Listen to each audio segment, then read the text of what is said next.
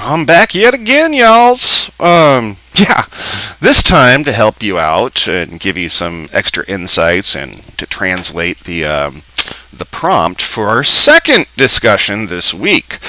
Art and meaning is the title of it. So this is, I gotta say, this is a great exercise, and I want you to have fun with it. All right. Um, I want to start with underscoring that you really need to reference your text, our text, all right?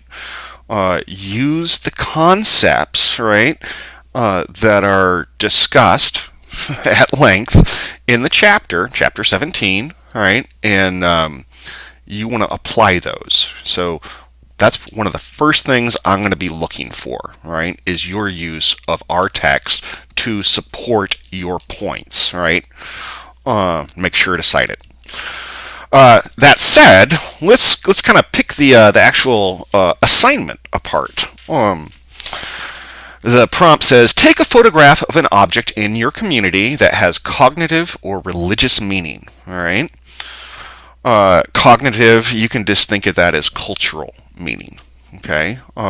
Because it's how we think about the thing that gives it value, okay? Cognitive meaning cognition, thought processes, faculty, reason, yeah. So you're going to pick an object. It could be big, it could be small, it could be something in between. That's up to you. But I will stress there is real no limit to it. It just has to be something that has cognitive or religious meaning. And when you really think about it, the world's your oyster there, okay?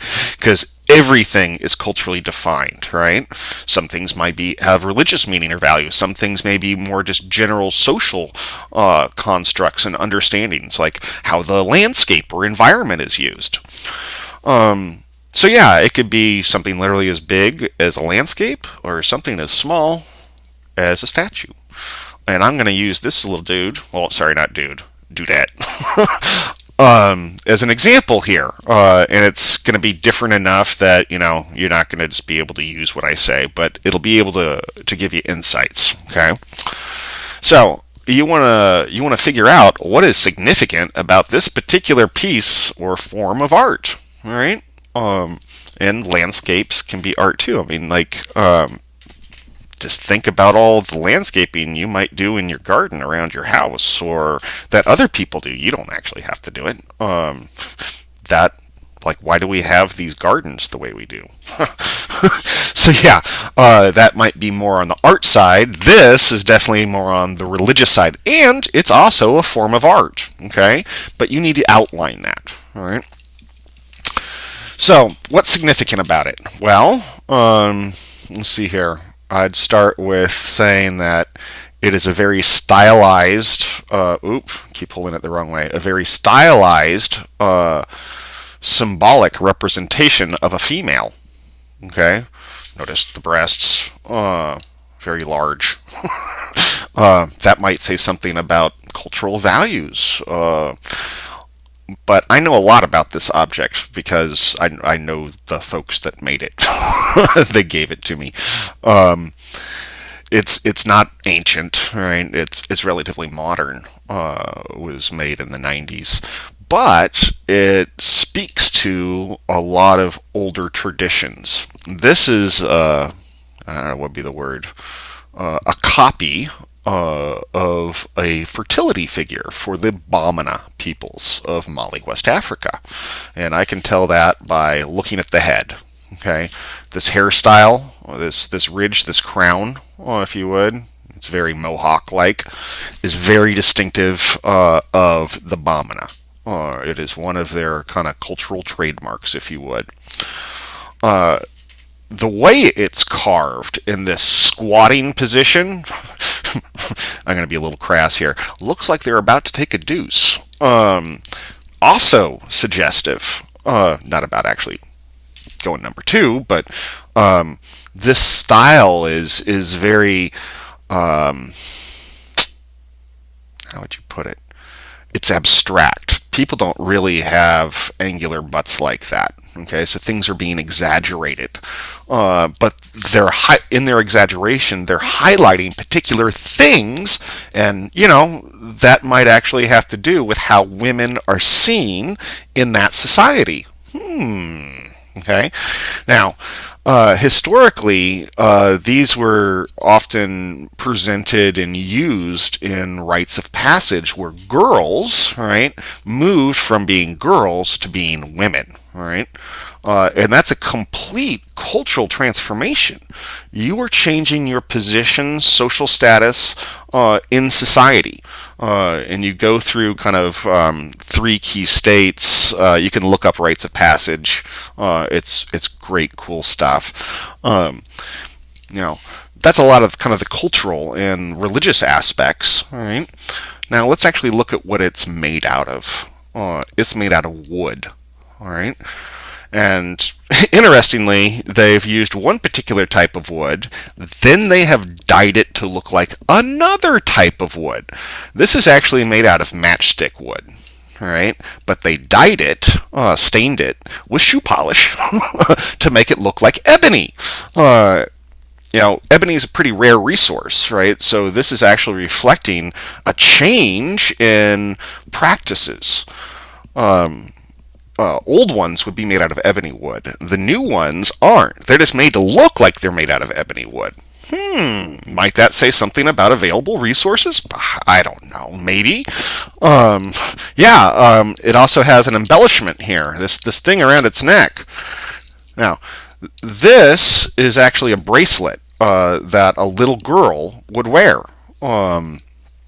prepubescent. And it's actually a marker of her kind of status, her role within the group, and it's suggesting that she's in process. She's going to become something else, a woman, right? And when she becomes a woman, this goes away. And yeah, I'm not going to go through all the ins and outs of the rite of passage from transitioning from girlhood to womanhood. I will note that female genital cutting is usually a key aspect of that. I'm not going to go off on discussions of ethics of, if it's right, if it's appropriate. No, not even going to go there. But it would be something that I point out, right? Because this speaks to it. It's connected to that sort of thing. That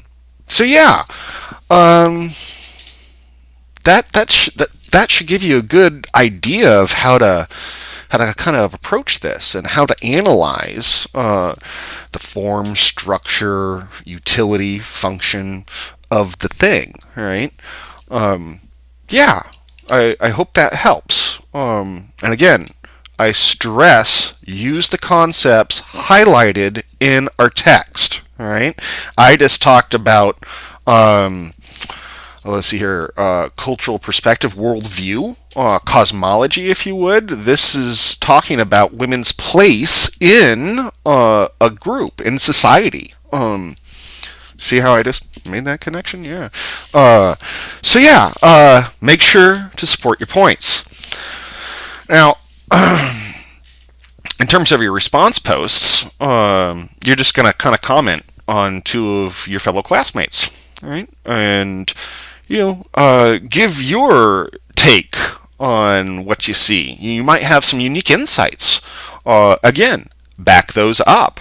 Use our text and the concepts to support and illustrate your points.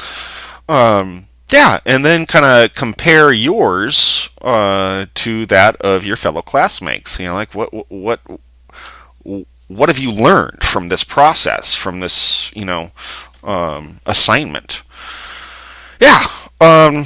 Okay, and of course, always have the prompt in hand as well as the rubric, because the prompt tells you what you're going to be focusing on or need to address, and the rubric is going to tell you how it is scored. Right? So a key thing to keep in mind is simple, no details, stuff like that. That's always going to need improvement because the devil is in the details. Okay, we are a very detail-oriented discipline. Yeah, can't stress that enough. So always err on being more descriptive than less descriptive. Yeah, and of course, use our text to support your points. I think I've said that, 5 times now? So you better take that one to heart. All right. That's where I'll leave this. And of course, I'll see you in the discussion boards, y'all. Take care.